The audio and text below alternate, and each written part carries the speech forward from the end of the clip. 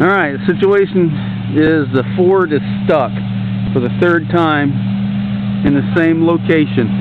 Alright, as we can see here, we have a log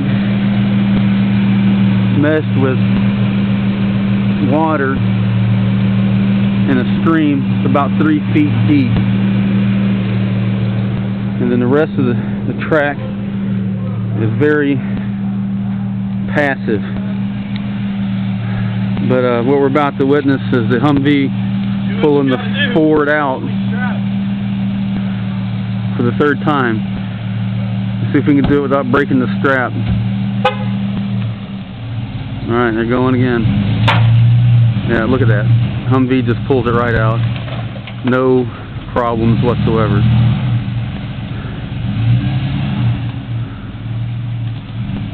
Alright, so that he has pulled out. We're going to reposition the vehicles, and Humvee is going to attempt to negotiate this very feat that the truck has gotten stuck on 3 different times.